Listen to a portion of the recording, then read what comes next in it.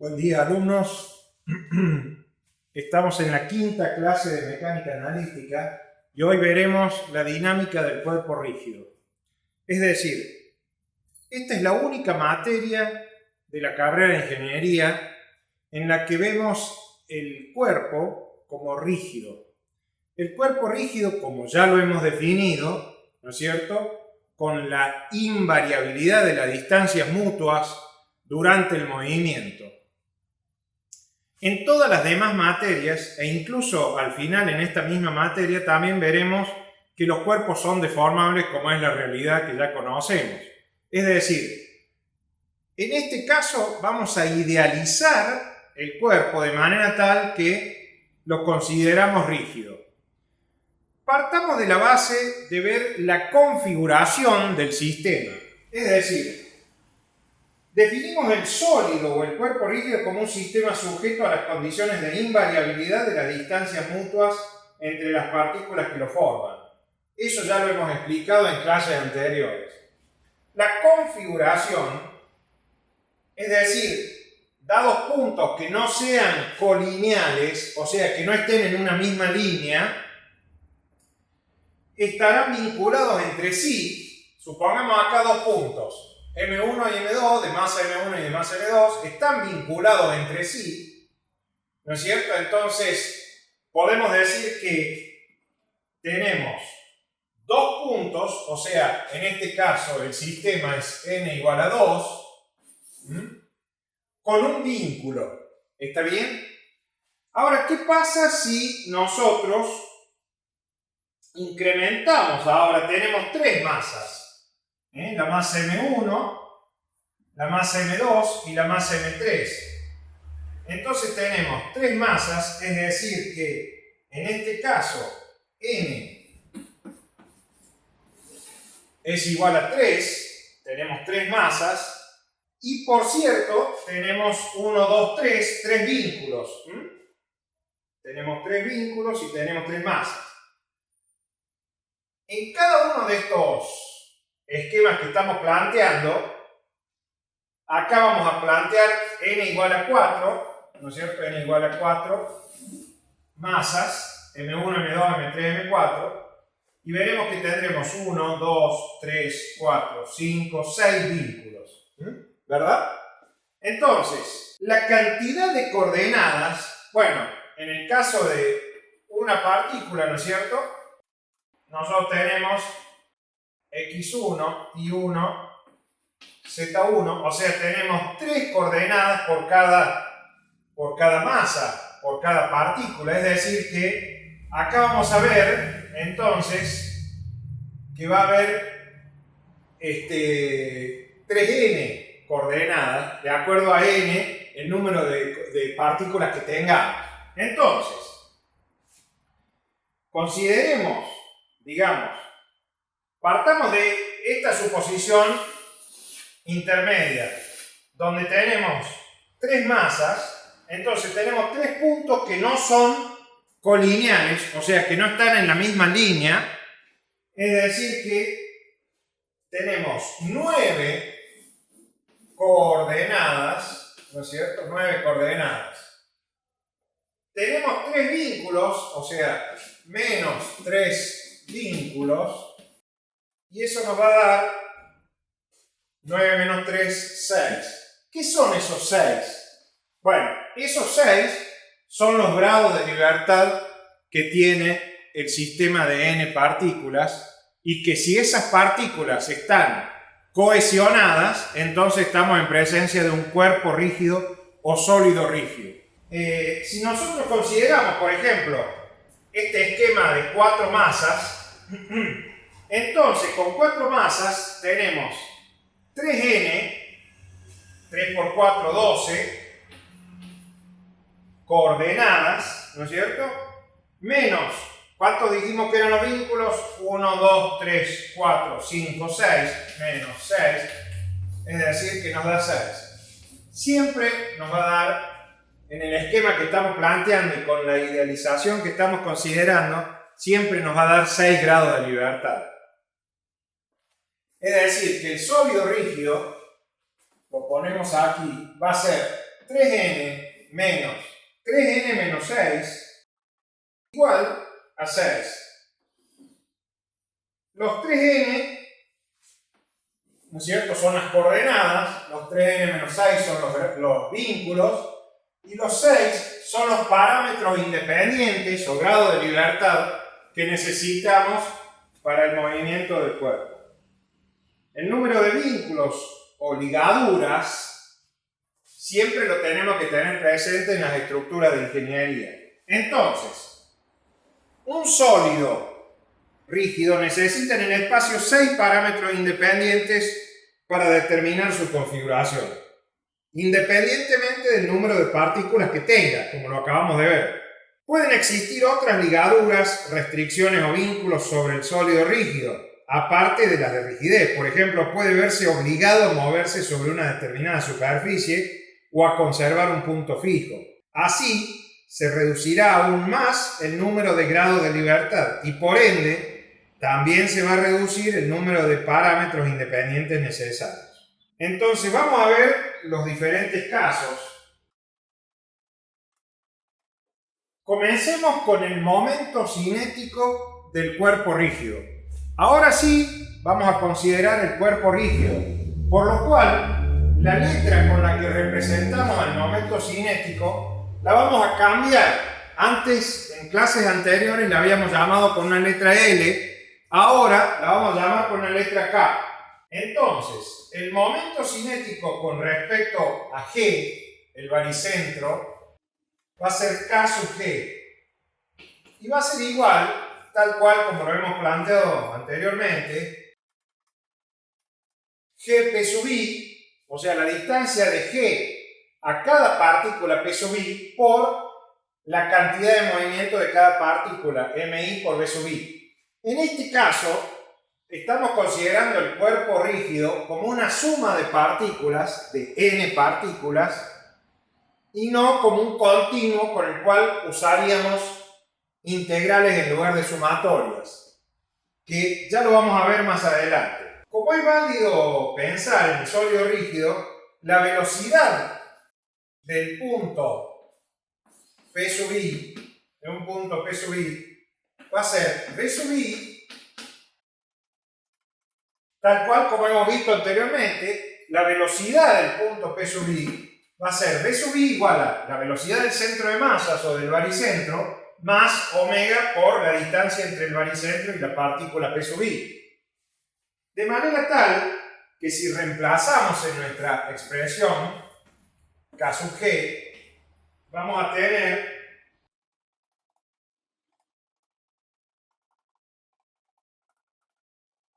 es decir, reemplazando V sub I aquí en esta expresión, vamos a tener entonces sumatoria Gp sub I por mi de G más sumatoria Gp sub I por mi omega por Gpi. Pero ¿qué pasa? Este término es igual a 0. Entonces, nos queda solo este término. Ahora bien, recordando, digamos, la expresión de producto, doble producto vectorial, porque esto es un doble producto vectorial. Entonces, si recordamos del álgebra, vamos a tener que A por B por C es una expresión famosa que se la llamaba vaca menos caballo. Vaca, por supuesto, mal escrito con B larga, ¿no? Porque es B A por C menos C A por B.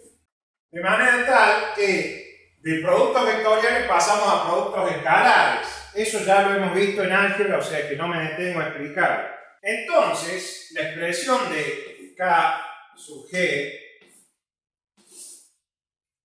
nos queda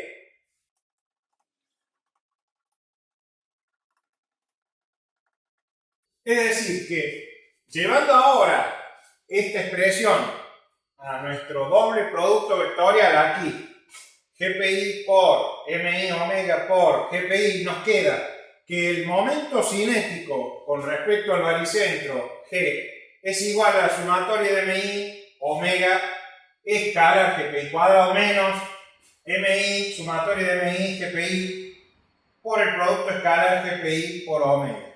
Es decir que entonces estamos en presencia de una expresión muy importante que la vamos a conservar.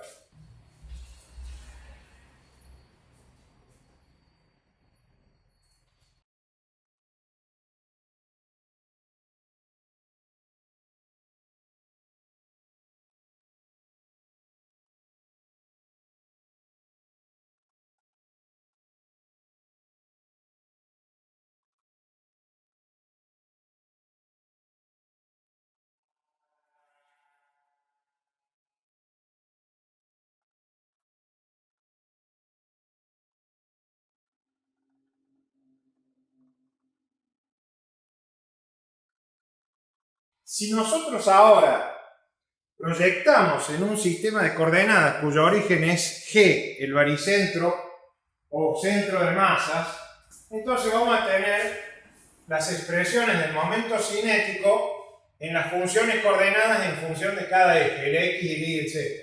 Y vamos a tener la sumatoria de M sub I, GP sub I cuadrado por omega X, menos la sumatoria de MI por X sub I, todo por XI, omega X, más I, omega I, más Z sub I, omega Z. Y así para cada eje coordenado, donde va a ir variando según la proyección de cada eje. Si nosotros acomodamos y hacemos cuentas acá, es decir, multiplicamos esto en cada término, vamos a tener la siguiente expresión. Por otro lado, GP sub I cuadrado va a ser igual a X sub I cuadrado más I sub I cuadrado más Z sub I cuadrado. Lo vamos a expresar ahora aquí.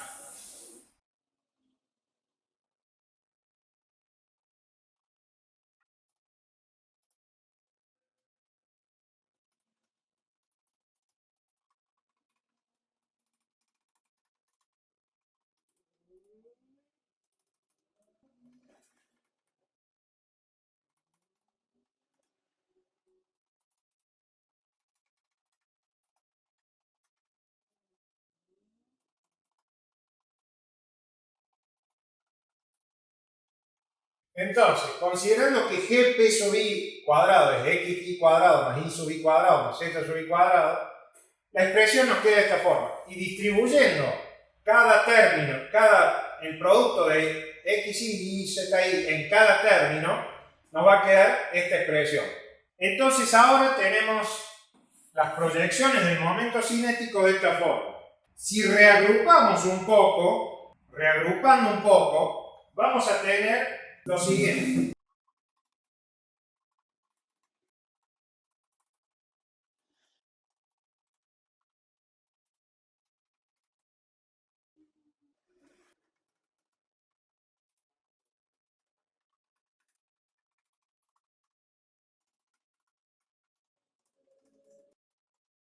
Si nosotros distribuimos y simplificamos, porque nos va a quedar, por ejemplo, sumatoria de MI, X sub I cuadrado, por omega X, sumatoria de MI, X sub I cuadrado, por omega X, eso se va a simplificar. Entonces, reordenando y simplificando, nos va a quedar lo siguiente. Sumatoria de MI por I sub I más Z sub I cuadrado cuadrado, menos sumatoria de MI, XI, I sub I, omega I, menos sumatoria de... Bueno, de manera tal que nosotros ya, con el conocimiento que tenemos de la física, podemos interpretar que aquí vamos a tener momentos de inercia. Esos momentos de inercia se van a ver reflejados de la siguiente manera. Nos va a quedar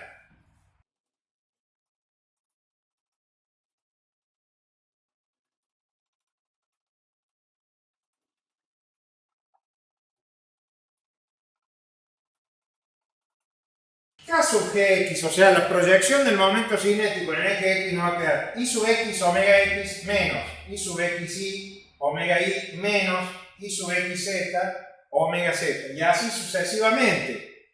De manera tal que esto se puede llegar a expresar matricialmente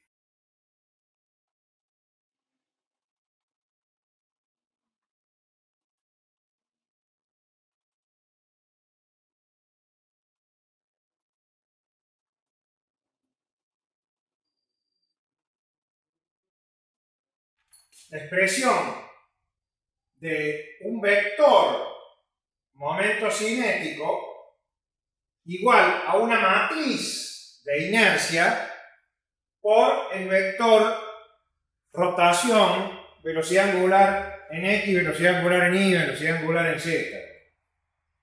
Esto representa una expresión de un vector, una matriz de inercia por un vector. O dicho, expresado de otra forma, vector, matriz con respecto a G, con respecto al centro de masas, por el vector velocidad angular. Ahora vamos a ver los casos particulares, es decir, acá tenemos momentos de inercia y productos de inercia, que son los que van fuera de la diagonal principal. La existencia de esos productos de inercia muchas veces molesta, de manera tal que uno busca cambiar el sistema de coordenadas para poder mejorar eso. Ahora lo vamos a ver. Entonces, hemos dicho que la existencia de los productos de inercia perjudican al movimiento, produciendo una desviación del momento cinético. Veamos un ejemplo, digamos, como para ilustrar lo que estamos diciendo. Suponemos que el sistema gira en torno al eje X. Supongamos que no es eje principal de inercia. Entonces, omega tiene el sentido del eje X, es decir, omega sub i y omega sub z van a ser igual a 0. ¿Por qué? Porque omega gira en torno al eje X. De manera tal que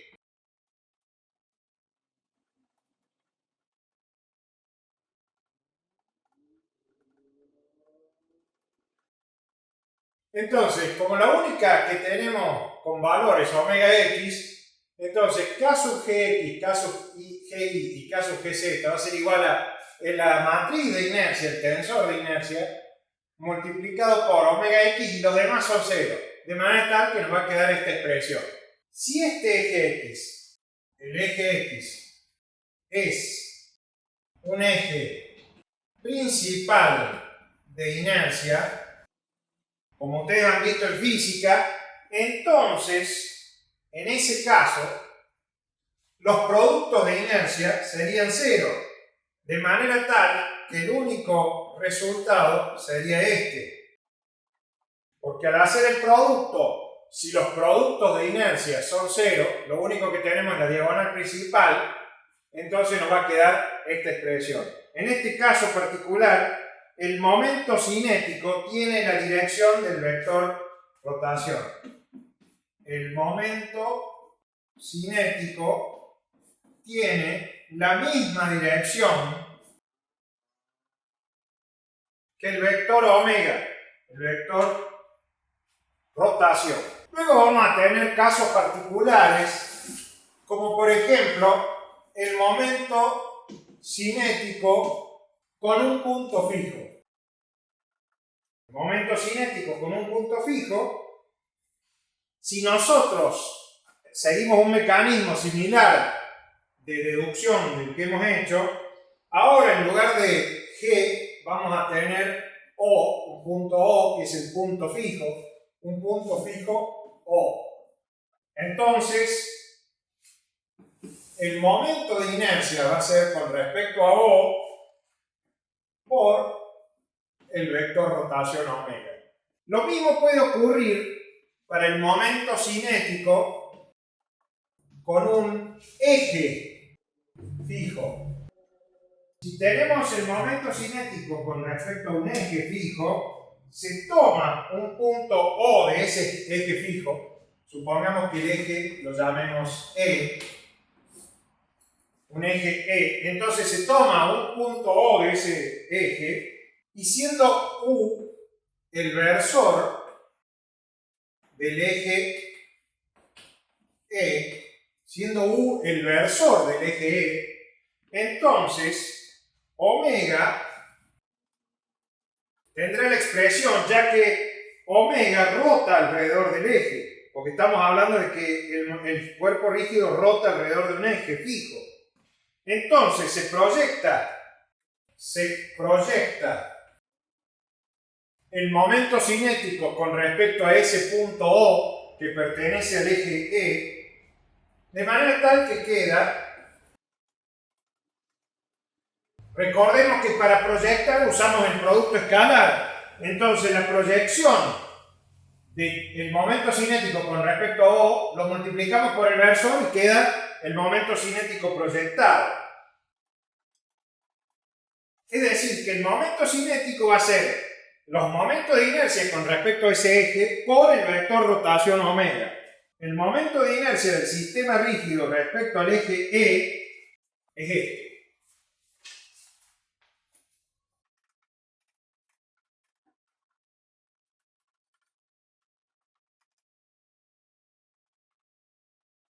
Bueno, vamos a ver ahora la energía cinética del cuerpo rígido, para lo cual, como lo hemos llamado T, la energía cinética va a ser igual a 1/2 de la sumatoria de MI por V sub I cuadrado, siendo V sub I la velocidad absoluta de la partícula P sub I de cada partícula del cuerpo rígido. Pero recordando que V sub I puede ser expresado como V sub G más omega vectorial Gp sub I del campo de velocidades, que ya recordamos, entonces reemplazando,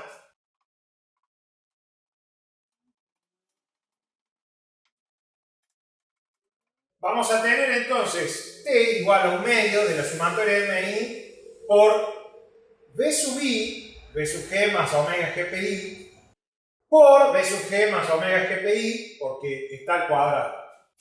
Esto es igual.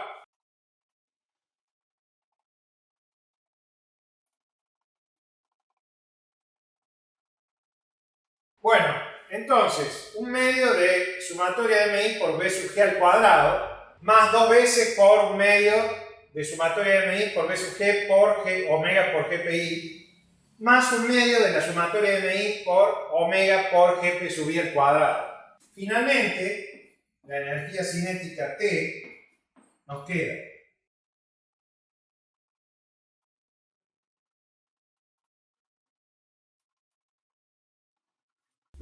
T igual a 1/2 de sumatoria de MI por Vg cuadrado más 1/2 de sumatoria de MI omega vectorial GPI al cuadrado. Ahora, si todo gira en torno a un eje E, si todo gira en torno a un eje que denominamos E, entonces, dado el eje E,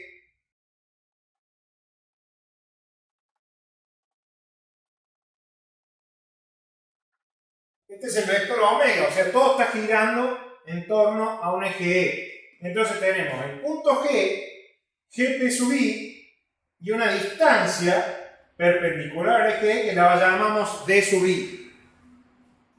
Es decir, que se proyecta, ¿no es cierto?, de manera tal que omega va a ser omega U, el versor U del eje E. Y la sumatoria de los MI por Gp sub I va a ser igual a 0. Entonces, si se proyecta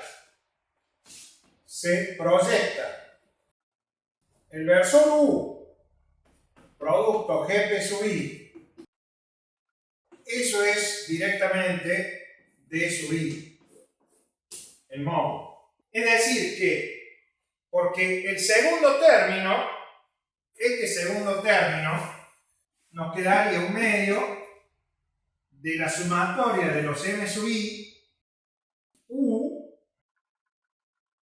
haciendo U por omega, entonces este segundo término nos quedaría 1/2 de la sumatoria de MI, U vectorial GPI por omega, esto al cuadrado, por omega al cuadrado. Entonces, finalmente, la energía cinética T nos va a quedar de la siguiente manera.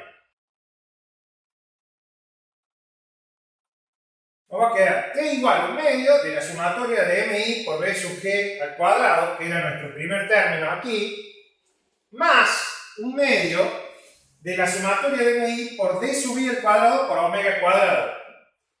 Entonces, T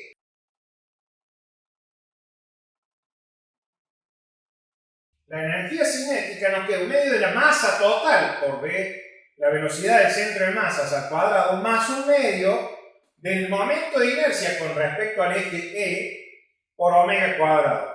I sub E es el momento de inercia respecto al eje E que pasa por G y es para arriba el vector omega. Vamos a ver el último caso, que es la energía cinética de un sólido rígido con un punto fijo.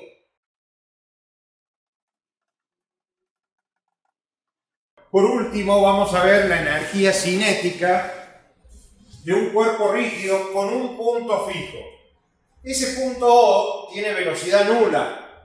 Entonces, planteando la velocidad según el campo de velocidades de un cuerpo rígido como V sub O más omega por OP sub I, como V sub O es igual a 0, nos va a quedar que V sub I es igual a omega por OP sub I.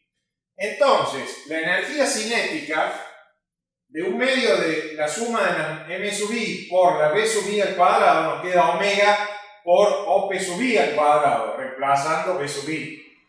Entonces, la sumatoria de MI por omega al cuadrado, haciendo el traspaso de omega a omega por U, entonces nos queda U por OP sub I al cuadrado. Ya sabemos que eso nos da D sub I. Es decir, sacando omega, que es constante, fuera, 1/2 de sumatoria de MI por D sub I cuadrado. Y eso es el tensor de inercia con respecto a O.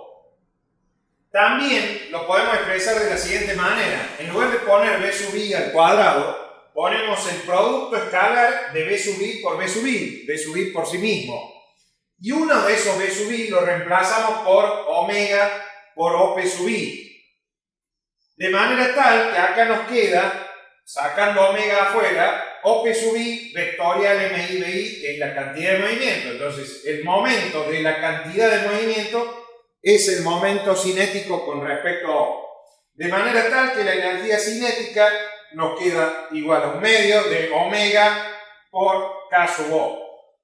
Es un producto escalar, que también lo podemos expresar de la siguiente manera. Como K sub O es I sub O por omega, entonces nos va a quedar omega escalar I sub O, que es el tensor de inercia con respecto a O, por omega. Finalmente, aquí hemos terminado la clase y vamos a destinar la clase siguiente a explicar un poco mejor cómo son los momentos de inercia.